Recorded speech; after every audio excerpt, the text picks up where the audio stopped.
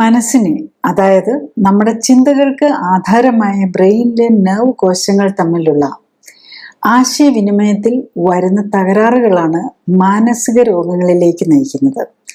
Depression അഥവാ വിഷാദം, tension അഥവാ മാനസിക പിരിമുറുക്കം, സൈക്കോസിസ് അഥവാ ഉന്മാദം, ബൈപോളാർ ഡിസീസ്, സ്കിസോഫ്രീനിയ, ഓട്ടിസം, കുട്ടികളിലെ മാനസിക വൈകല്യങ്ങൾ, ADHD തുടങ്ങി മനസ്സിനെ ബാധിക്കുന്ന രോഗങ്ങൾ നിരവധിയാണ്. സ്ഥിരമായി മാനസിക രോഗങ്ങൾക്കായി മരുന്ന് കഴിക്കേണ്ടി വരുന്നവരുടെ എണ്ണം കൂടി വരികയാണ്. പലപ്പോഴും ചെറുപ്രായത്തിൽ തന്നെ മരുന്നുകൾ തുടങ്ങേണ്ടി വരുന്നു. മോഡേൺ മെഡിസിനിൽ അമേരിക്കൻ സൈക്യാട്രിക് അസോസിയേഷൻ പ്രസിദ്ധീകരിക്കുന്ന DSM diagnostic and statistical manual of mental disorders അനുസരിച്ച് ഏകദേശം 410 തരം മാനസിക രോഗങ്ങളുണ്ട്. മാനസിക രോഗങ്ങളുടെ കാരണം എന്താണ്? ഇത്തരം രോഗങ്ങൾ എങ്ങനെ മാറ്റാനാകും? രോഗികളും ബന്ധുക്കളും എന്തൊക്കെയാണ് ശ്രദ്ധിക്കേണ്ടത്? ആദ്യമായിട്ട് നമ്മൾ മനസ്സിലാക്കേണ്ടത് മാനസിക രോഗത്തിൻ്റെ ലക്ഷണങ്ങൾ എന്താണെന്നാണ്. അപ്പം ബേസിക്കലി ഇതൊരു ബിഹേവിയറൽ അബ്നോർമാലിറ്റി ആയിട്ടായിരിക്കും തുടങ്ങുന്നത്. ഒന്നെങ്കിൽ എല്ലാത്തിനോടും ഓവറായിട്ട് പ്രതികരിക്കുക, അല്ലെങ്കിൽ എല്ലാത്തിനോടും ഒരു സ്ലോ ആയിട്ടായിരിക്കും. ഒന്നിനോടൊരു പ്രതികരണശേഷി കുറയുക, അല്ലെ പ്രതികരണശേഷി കൂടുക. പ്രതികരണശേഷി കുറയുന്നതിനാണ് നമ്മൾ ഡിപ്രഷൻ എന്നൊക്കെ പറയുന്നത്. പിന്നെ ചിലതിൽ ഇങ്ങനെ ആങ്സൈറ്റി ആയിരിക്കും. എല്ലാ കാര്യത്തിനെ കുറിച്ചും ഒരു പേടിയും ആങ്സൈറ്റിയും വരും. പിന്നെ പലപ്പോഴും ക്ഷീണം വരാം, ഫറ്റീഗ്, ഒന്നിനൊരു എനർജി ഇല്ലാതെ ഇരിക്കുക. പിന്നെ ചിലപ്പോൾ അത് പലതരം വേദനകളായിട്ട്, എനിക്ക് അവിടെ വേദന, ഇവിടെ വേദന, മൊത്തത്തിൽ വയ്യ, അങ്ങനെയുള്ള ഒരു ഇതായിരിക്കും വരുന്നത്. പിന്നെ ഒബ്സസീവ് തിങ്കിങ്, അതായത് നമ്മളൊരു വാതിൽ അടച്ചില്ല, പിന്നെയും പോയി നോക്കുക, അല്ല പാത്രമൊക്കെ വാഷ് ചെയ്ത് വെച്ച് കഴിഞ്ഞാൽ അത് ക്ലീൻ ആയില്ല, കൈ ഇടയ്ക്കിടയ്ക്ക് പോയി കഴുകുക, അങ്ങനെ പല രീതിയിലുള്ള ഒബ്സഷൻസ് വരാറുണ്ട്. പിന്നെ ഇങ്ങനെ ഓരോ സിംറ്റംസ് അനുസരിച്ച് ഇതിന് പല തരത്തിൽ പേരുകൾ ഇടാറുണ്ട്. ഒന്ന് ആങ്സൈറ്റി ഡിസോർഡർ എന്ന് പറയും, പിന്നെ മൂഡ് ഡിസോർഡർ എന്നുള്ള പേരിലുണ്ട്, ബൈപോളാർ ഡിസീസസ് ഉണ്ട്, പിന്നെ സൈക്കോട്ടിക് ഇതായിട്ട് വരുമ്പോഴാണ്, ക്ലിയർലി ഫ്രാങ്ക് ഇത് വരുമ്പോഴാണ് സ്കിസോഫ്രീനിയ എന്ന് പറയുന്നത്. പിന്നെ പേഴ്സണാലിറ്റി ഡിസോർഡർ, അതിൽ ഓരോരുത്തരുടെ സ്വഭാവത്തിൻ്റെ ഒരു വൈകല്യങ്ങളായിരിക്കും. പിന്നെ ഈറ്റിംഗ് ഡിസോർഡർ, ഭക്ഷണം കഴിക്കുന്നത് സംബന്ധിച്ച് ഓവറായിട്ട് കഴിക്കുക, പിന്നെ കഴിക്കാതിരിക്കുക, അങ്ങനത്തെ ഇതുണ്ട്. ഓവറായിട്ട് കഴിച്ച് പിന്നെ ഛർദ്ദിപ്പിക്കുക, സ്വയം തന്നെ കൈയിട്ട് ഛർദ്ദിക്കുക, അങ്ങനെയുള്ള ബുളിമിയ എന്നൊക്കെ പറഞ്ഞിട്ടുണ്ട്. പിന്നെ അനോറക്സിയ നെർവോസ, ഭക്ഷണം കഴിക്കാതെ തീരെ മെലിഞ്ഞു പോകുക. പിന്നെ സ്ലീപ്പ് ഡിസോർഡർ ഉണ്ട്, അപ്പം ഉറക്കം കിട്ടാതെ വരിക. പിന്നെ സെക്ഷുവാലിറ്റി ആയിട്ട് സംബന്ധിച്ചുള്ള ഡിസോർഡേഴ്സിന് സെക്ഷുവാലിറ്റി ഡിസോർഡേഴ്സ് എന്ന് പറയും. പിന്നെ ഡെവലപ്മെൻ്റൽ ഡിസോർഡേഴ്സ് ആയിട്ട്, അത് കുട്ടികളിലൊക്കെ വരുമ്പം പലതും ഡെവലപ്മെൻ്റൽ ഡിസോർഡേഴ്സ്, നമ്മൾ ഈ ഓട്ടിസം സ്പെക്ട്രം ഡിസോർഡേഴ്സും അതുപോലെ അറ്റൻഷൻ ഡെഫിസിറ്റ്, ഇതൊക്കെ ആ ഒരു മാനിഫെസ്റ്റേഷൻ്റെയാണ്. പിന്നെയുള്ളത് സബ്സ്റ്റൻസ് അബ്യൂസ്, നമ്മൾ ഈ ആൽക്കഹോളിസം അല്ലെങ്കിൽ മറ്റ് റിക്രിയേഷണൽ ഡ്രഗ്സ്, സ്മോക്കിങ്, കഞ്ചാവ്, അങ്ങനെ പലതും ഉണ്ടല്ലോ. ഇപ്പോഴത്തെ ലേറ്റസ്റ്റ് LSD, MDMA, അങ്ങനെ അതുകൊണ്ട് വരുന്ന പ്രശ്നങ്ങൾ. പിന്നെ നമ്മൾ ഈ മെമ്മറിയെയും ഒക്കെ സ്വാധീനിക്കുന്ന കോഗ്നിറ്റീവ്, നമ്മുടെ ബുദ്ധിപരമായിട്ടുള്ളതിനെ ബാധിക്കുന്ന കോഗ്നിറ്റീവ് ഡിസോർഡേഴ്സ്, അതിലാണ് മെമ്മറി, ലേണിംഗ് ഡിസബിലിറ്റി ഒക്കെ അതിലാണ് വരുന്നത്. പിന്നെ നമ്മളിപ്പം നമ്മുടെ ഈ 20th സെഞ്ച്വറിയിൽ ഇപ്പോഴത്തെ ഇതിലെന്താണെന്ന് ചോദിച്ചു കഴിഞ്ഞാൽ addiction to this gadgets, TV, അതേകാലത്ത് TV ആയിരുന്നു, പിന്നെ കമ്പ്യൂട്ടറായി, പിന്നെ ഇപ്പോൾ കൂടുതൽ സ്മാർട്ട് ഫോണും മറ്റ് ഗാഡ്ജറ്റ്സുകളോടും അതിനകത്തെ ചില ഗെയിമുകളോട്, അങ്ങനെ ഗാഡ്ജറ്റിനോടുള്ളതിനേക്കാൾ അതിനകത്തുനിന്ന് ഉപയോഗിക്കുന്ന ഗെയിംസിനോട് അഡിക്ഷൻ, പിന്നെ ഈവൻ ഈ സോഷ്യൽ മീഡിയയുടെ അഡിക്ഷൻ, എപ്പോഴും ഇങ്ങനെ ഫോണില്ലാതെ ജീവിക്കാൻ മേല എന്നുള്ള ഒരു നില. അത് മാത്രമല്ല, ബാക്കിയുള്ളതിലെല്ലാം ശ്രദ്ധ കഴിഞ്ഞ് എപ്പോഴും ഫോണിലേക്ക് നോക്കിക്കൊണ്ടിരിക്കും. ഫോണിൽ ഇല്ലെങ്കിൽ അവർക്കൊരു അസ്വസ്ഥമായിരിക്കും. പിന്നെ അല്ല എപ്പോഴും എന്നെ ആരെങ്കിലും വിളിച്ചോ, അല്ലെങ്കിൽ ഇനി കോൾ വന്നോ, ഇങ്ങനെ എപ്പോഴും നോക്കിക്കൊണ്ടിരിക്കുന്നത്. അത് ഇപ്പോഴും നമ്മൾ ഏറ്റവും കൂടുതൽ ഫേസ് ചെയ്യുന്ന ഒരു പ്രോബ്ലം കുട്ടികളിലാണേലും വലിയവരിലാണേലും ഈ ഫോണും ഗാഡ്ജറ്റ്സ് ഓറിയൻറ്റഡ് പ്രശ്നങ്ങൾ വളരെ കൂടി വന്നുകൊണ്ടിരിക്കുകയാണ്. നെക്സ്റ്റ് നമ്മൾ ഈ സൈക്കാട്രിക് ഡിസോർഡേഴ്സിൻ്റെ ഡയഗ്നോസിസിനെ കുറിച്ചും നമുക്ക് എങ്ങനെയാണെന്നുള്ളതാണ്. എല്ലാത്തിനും നമുക്ക് ഡയഗ്നോസ്റ്റിക് ടെസ്റ്റുകളുണ്ട്. പക്ഷെ നമ്മൾ സൈക്യാട്രിക് ഡിസോർഡേഴ്സിൻ്റെ പ്രശ്നം എന്താണെന്ന് ചോദിച്ചാൽ അതിനകത്തൊരു പ്രത്യേകിച്ചൊരു ടെസ്റ്റ് വഴി ഇതിപ്പം സ്കിസോഫ്രീനിയ ആണോ, ബൈപ്പോളർ ഡിസീസാണോ, ഡിപ്രഷനാണോ, ആൻസൈറ്റി ഡിസോർഡർ ആണോ, ഇതൊന്നും നമുക്ക് കണ്ടുപിടിക്കാൻ പറ്റില്ല. ഇത് നമ്മൾ കൗൺസിലർ അല്ലെങ്കിൽ ഡോക്ടർ പേഷ്യൻറ്റിനെയും കൂടെ താമസിക്കുന്നവരെയും ഇൻ്റർവ്യൂ ചെയ്ത് അതെന്താണെന്ന് അവരുടെ ബിഹേവിയറിൽ നിന്ന് വേണം കണ്ടെത്താനായിട്ട്. പിന്നെ ടെസ്റ്റുകളും വേണ്ടതുണ്ട്. കാരണം ടെസ്റ്റുകളിൽ എന്താ അറിയാൻ പറ്റുകയെന്ന് ചോദിച്ചു കഴിഞ്ഞാൽ ടെസ്റ്റ് മറ്റുള്ള എന്തെങ്കിലും രോഗങ്ങൾ കൊണ്ടാണോ ഇവർക്കിത് വന്നിരിക്കുന്നതെന്ന്. കാരണം സൈക്യാട്രിക് ഡിസോർഡർ എന്ന് പറഞ്ഞാൽ നമ്മുടെ ബ്രെയിനിനെയും നെർവ്സിനെയാണ് ബാധിക്കുന്നത്. അപ്പോൾ ഒരു രോഗവും നേരെ ബ്രെയിനിനെയും നെർവ്സിനെ മാത്രമായിരിക്കില്ല, മറ്റ് സിസ്റ്റത്തെ അഫക്റ്റ് ചെയ്തിട്ടുണ്ടാകും. അതിൻ്റെ അതായത് ബേസിക്കലി ഇതെല്ലാം നമ്മൾ രോഗം എന്ന് പറയുമ്പോൾ അതൊരു ഇൻഫ്ലമേറ്ററി ഡിസീസായിട്ടാണ് വരുന്നത്. അപ്പോൾ മോസ്റ്റ് പ്രോബ്ലി ഇൻഫ്ലമേറ്ററി ചേഞ്ചസ് ബ്ലഡിൽ ഉണ്ടാവാനുള്ള ചാൻസ് ഉണ്ട്. പക്ഷേ മിക്കവാറും പേർക്കും കാണാറുണ്ട്. പക്ഷെ ചില റെയറായിട്ട് അത് ചിലപ്പം ഇൻഫ്ലമേറ്ററി ചേഞ്ച് കാണാറില്ല. അതിന് കാരണം എന്താണെന്ന് ചോദിച്ചു കഴിഞ്ഞാൽ ഇൻഫ്ലമേറ്ററി മാർക്കേഴ്സ് പലതുണ്ട്. അതിൽ ഈ ബ്രെയിനിൻ്റെ ഇൻഫ്ലമേഷൻ വരുന്ന മാർക്കേഴ്സ് ഒന്നും ബ്ലഡിലേക്ക് വരണമെന്നില്ല. കാരണം ബ്ലഡ് ബ്രെയിൻ ബാരിയർ എന്നും പറഞ്ഞൊരിതുണ്ട്. പിന്നെ അതുപോലെ അതിനുള്ളത് സ്പെസിഫിക് ആയിട്ടുള്ള ബ്രെയിനിൻ്റെ ഇൻഫ്ലമേഷനെ കുറിച്ചുള്ളതൊന്നും നമുക്ക് ഇതുവരെയും പല കാര്യങ്ങളും നമുക്ക് അത്ര കാര്യമായിട്ട് കണ്ടുപിടിക്കാൻ പറ്റിയിട്ടില്ല. പക്ഷെ ഇപ്പോൾ ഒരു ലേറ്റസ്റ്റ് ആയിട്ടുള്ള ഫങ്ഷണൽ MRI എന്നൊക്കെ പറഞ്ഞു വരുന്നുണ്ട്. അപ്പോൾ അതിൽ നമ്മളുടെ ചില ബ്രെയിനിൻ്റെ ഭാഗത്തിൻ്റെ ആക്ടിവിറ്റീസ് കുറഞ്ഞു, അല്ലെങ്കിൽ ചില ഭാഗത്തിൻ്റെ ആക്ടിവിറ്റീസ് കൂടി, ചില ഭാഗത്തിൻ്റെ സൈസ് തന്നെ കുറഞ്ഞു. അതായത് ബ്രെയിനിൽ തന്നെ പല പാർട്ടിലാണ് ഓരോ കാര്യങ്ങളും നടക്കുന്നത്. പിന്നെ ഓരോ ന്യൂക്ലിയസ് അങ്ങനെ പല പേരുകളുണ്ട്. അപ്പോൾ അത് ചില ഭാഗങ്ങളുടെ സൈസ് കൂടുക കുറയുകയൊക്കെ ഈ അസുഖമായിട്ട് ബന്ധപ്പെട്ടാണെന്നുള്ളത് നമ്മളിപ്പോൾ മനസ്സിലാകുന്നുണ്ട്. അപ്പോൾ പണ്ടൊക്കെ ആണെങ്കിൽ നമുക്കിത് എന്തുകൊണ്ടാണ് വരുന്നത്, മാനസിക രോഗം. ആക്ച്വലി മാനസിക രോഗം ഇപ്പം നമ്മൾ ഈ ഇങ്ങനത്തെ സ്റ്റഡീസ് വന്നപ്പോഴാണ് ശരിക്കും ഇത് ബ്രെയിനിൽ വരുന്ന കുറച്ച് തകരാറുകൾ കൊണ്ടാണ്. അതിൽ ചില സ്ട്രക്ചറലായിട്ടുള്ളതും വരാം, പിന്നെ അവിടുത്തെ കെമിക്കൽ കോമ്പോസിഷനിൽ വരുന്ന തകരാറുകളാണ് ഇതിലേക്ക് പോകുന്നത്.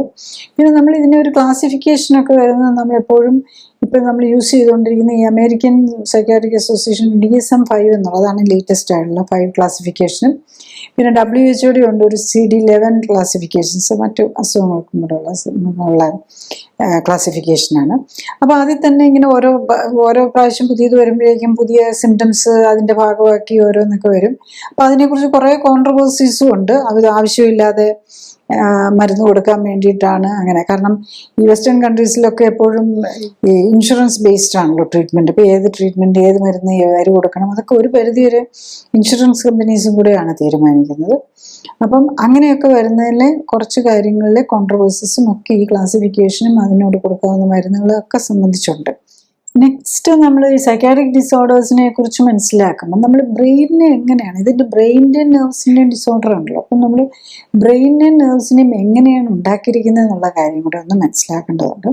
അപ്പം ബേസിക്കലി നമുക്കറിയാം നമ്മൾ ബ്രെയിനിൽ ഏറ്റവും മേജർ പാർട്ട് സെറിബ്രം, അതാണ് മനുഷ്യനിൽ ഏറ്റവും കൂടുതൽ ഡെവലപ്പ് ചെയ്തിരിക്കുന്നത്. അത് ഒത്തിരി സൈസ് കൂടുതലുണ്ട് കമ്പാരിറ്റീവ്ലി മറ്റ് ജീവികളെ വെച്ച് നോക്കുമ്പോൾ. പിന്നെ സെറിബെല്ലം ഉണ്ട്, പിന്നെ മിഡ് ബ്രെയിൻ എന്ന് പറയുന്ന ആ പാർട്ടുണ്ട്, ബ്രെയിൻ സ്റ്റെം ഉണ്ട്, പിന്നെ താഴേക്ക് സ്പൈനൽ കോഡ്, നെർവ്സ് നമ്മളുടെ ബോഡിയുടെ എല്ലാ പാർട്ടിലേക്കും കണക്ട് ചെയ്ത് കിടക്കുന്നു. അപ്പം ഇതിൽ തന്നെ ഈ സെല്ലിൽ തന്നെ ഒരു പ്രത്യേകത എന്താണെന്ന് ചോദിച്ചു കഴിഞ്ഞാൽ നമ്മുടെ സെറിബ്രം, നമ്മുടെ ഏറ്റവും തിങ്കിങ്ങുമായിട്ട് റിലേറ്റ് ചെയ്ത് കിടക്കുന്ന സെറിബ്രത്തിൽ ശരിക്കും പറഞ്ഞു കഴിഞ്ഞാൽ 20% ഉള്ളൂ നെർവ് സെൽസ്. ബാക്കി 80% ഓഫ് ദി സെൽസും ശരിക്കും സപ്പോർട്ടീവ് സെൽസാണ്. അപ്പോൾ ഈ രോഗം വരുന്നത് നെർവ് സെൽസിന് വരാം, അതുപോലെ സപ്പോർട്ടീവ് സെല്ലിന് വന്നു കഴിഞ്ഞാലും രോഗം വരാം. പ്രത്യേകിച്ചും ഈ സപ്പോർട്ടീവ് സെല്ലാണ് നമ്മുടെ നെർവിൻ്റെ കണ്ടക്ഷൻ, അതായത് മെസ്സേജ് പാസ് ചെയ്യാനായിട്ട് ഹെൽപ്പ് ചെയ്യുന്നതും എല്ലാം അതിലാണ്. അപ്പം നെർവ് സെല്ലിനോ അല്ലെങ്കിൽ ഈ സപ്പോർട്ടീവ് സെല്ലിന് ഡാമേജ് വരികയോ രോഗം വരികയോ ചെയ്യുമ്പോഴാണ് നമ്മൾ ബേസിക്കലി സൈക്യാട്രിക് ഒരു മാനിഫെസ്റ്റേഷൻ, അതായത് നമ്മുടെ തിങ്കിങ്ങും ഒക്കെ സ്ട്രെയിറ്റൻഡ് ആകാതെ വരുന്നു. അതാണ് അതിനകത്ത് സംഭവിക്കുന്നത്. നെക്സ്റ്റ് നമ്മൾ അറിയേണ്ടത് ബ്രെയിനിൻ്റെ ഫങ്ഷനിങ്ങിനെ കുറിച്ച്, എങ്ങനെയാണ് ഈ ബ്രെയിനും ഈ നെർവ് സിസ്റ്റം ഈ മൈൻഡും വർക്ക് ചെയ്യുന്നതെന്നുള്ളതാണ്. അപ്പോൾ അതിൽ ബേസിക്കലി നെർവ് കണ്ടക്ഷനാണ് നടക്കുന്നത്. അതായത് ബ്രെയിനിൽ കൂടെ ബ്രെയിനിൻ്റെ സെല്ലിൽ കൂടെ ഒരു ഇലക്ട്രിക്കൽ ഇമ്പൾസാണ് പാസ് ചെയ്യുന്നത്. അത് സോഡിയം പൊട്ടാസ്യം പമ്പ് എന്ന് പറയും. അതിന് ശരിക്കും നമ്മളുടെ ബോഡിയുടെ റെസ്റ്റിംഗ് മെറ്റബോളിസത്തിൽ ഏകദേശം 70% ഈ സോഡിയം പൊട്ടാസ്യം പമ്പ് യൂസ് ചെയ്യാനാണെന്നുള്ളത്. അതിൽ തന്നെ നമ്മുടെ ബ്രെയിൻ സെല്ലിൻ്റെ സോഡിയം പൊട്ടാസ്യം പമ്പാണ്, ബ്രെയിൻ സെല്ലിന് വേണ്ടിയിട്ടുള്ളതാണ്. അതിൽ 70% എന്നുള്ളതാണ് നമ്മളുടെ ഇപ്പോഴത്തെ ലേറ്റസ്റ്റ് സ്റ്റഡീസൊക്കെ കാണിക്കുന്നത്. അപ്പോൾ അതിന് വേണ്ടിയിട്ടാണ് നമ്മുടെ എനർജി എല്ലാം ഉപയോഗിച്ചുകൊണ്ടിരിക്കുന്നത്. അപ്പോൾ അത്ര ഇമ്പോർട്ടൻ്റാണ്. കാരണം എന്താണെന്ന് ചോദിച്ചാൽ, നമുക്ക് എന്ത് ചെയ്യണമെന്നുണ്ടെങ്കിലും ഇപ്പോൾ കയ്യിൽ എന്തെങ്കിലും ഒരു വേദന വന്നാൽ അത് നേരെ ബ്രെയിനിലേക്ക് ആൻറ്റി ഇമ്പൾസ് പോകണം. അത് കൈ പൊള്ളുകയാണെങ്കിൽ, ഒരു പൊള്ളൽ വരുവാണെങ്കിൽ അത് തിരിച്ചെടുക്കാനുള്ള ഇത് വേണം.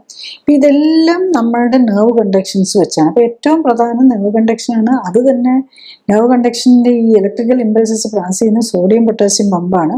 അതിനെ മെയിൻറ്റെയിൻ ചെയ്യുക എന്നുള്ളതാണ് ബോഡിയുടെ ഏറ്റവും ഊർജത്തിൻ്റെ ഒരു മേജർ പാർട്ട് യൂസ് ചെയ്യുന്നത്. പിന്നെ ഈ നെർവ് കൂടി ഇതങ്ങ് ചെന്ന് കഴിഞ്ഞ് കഴിഞ്ഞാൽ പല ഇടയ്ക്ക് അടുത്ത നെർവിലേക്ക് മാറേണ്ടതുണ്ട്. ഒരു നെർവ് ഒരു സ്ഥലം വരെ ആയിരിക്കും. ഇപ്പം ബ്രെയിനിൽ നിന്നുള്ള ഒരു നെർവ് ചിലപ്പം ബ്രെയിൻ സ്റ്റെം എന്ന് പറയും, അങ്ങോട്ടായിരിക്കും. അല്ലെ കുറച്ച് പോകുന്നത് സെറിബെല്ലത്തിലേക്കായിരിക്കും. പിന്നെ അവിടെ നിന്ന് സ്പൈനൽ കോഡിലേക്കായിരിക്കും പോകുന്നത്. അതിൻ്റെ ഏതൊരു ലെവലിൽ വെച്ചിട്ട് അവിടെ നിന്നായിരിക്കും ഡിവൈഡ് ചെയ്ത് ഇപ്പം നമ്മുടെ കയ്യിലേക്ക് വരുന്ന സെർവൈക്കൽ ലെവലിൽ നിന്ന്, അതായത് നമ്മുടെ മുകളിലത്തെ സ്പൈനൽ കോഡിൻ്റെ ഭാഗത്തു നിന്നാണ് കയ്യിലേക്കുള്ള വരുന്നത്. അപ്പോൾ ഇവിടെ എല്ലാം ഈ കണക്ഷൻസ് ഉണ്ട്. അപ്പം ഈ കണക്ഷൻ, അപ്പം ആ കണക്ഷൻ തമ്മിലുള്ള ഒരു നെർവിൻ്റെ എൻഡിൽ വന്നിട്ട് അടുത്തയിലേക്ക് കയറണമെങ്കിൽ അവിടെ ഒരു കെമിക്കൽ മെക്കാനിസമാണ് നടക്കുന്നത്. പല ന്യൂറോ ട്രാൻസ്മിറ്റേഴ്സ് ഉള്ളതിൽ വളരെ ഇമ്പോർട്ടൻ്റ് ആയിട്ടുള്ള ഒരെണ്ണമാണ് അസറ്റൈൽ കോളിൻ. ഈ അസറ്റൈൽ കോളിനാണ് നെർവിൽ നിന്ന് മസിലിലേക്ക് പാസ് ചെയ്യുന്നത്. അതുകൂടാതെ നമ്മുടെ ഇൻറ്റസ്റ്റൈനിലും ബ്രെയിനിനുള്ളിലും ഒക്കെ അസറ്റൈൽ കോളിൻ നെർവ് കണ്ടക്ഷനിൽ വരുന്നുണ്ട്. അതുകൂടാതെ നെർവ് ടു മസിലിലേക്കുള്ളത് തന്നെ അസറ്റൈൽ കോളിനാണ്. അപ്പോൾ അതിലെന്തെങ്കിലും ഒരു പ്രോബ്ലം പറ്റിക്കഴിഞ്ഞു കഴിഞ്ഞാൽ നമ്മളുടെ മസിൽ ആക്ടിവിറ്റി തന്നെ ഇല്ലെന്നാകാം.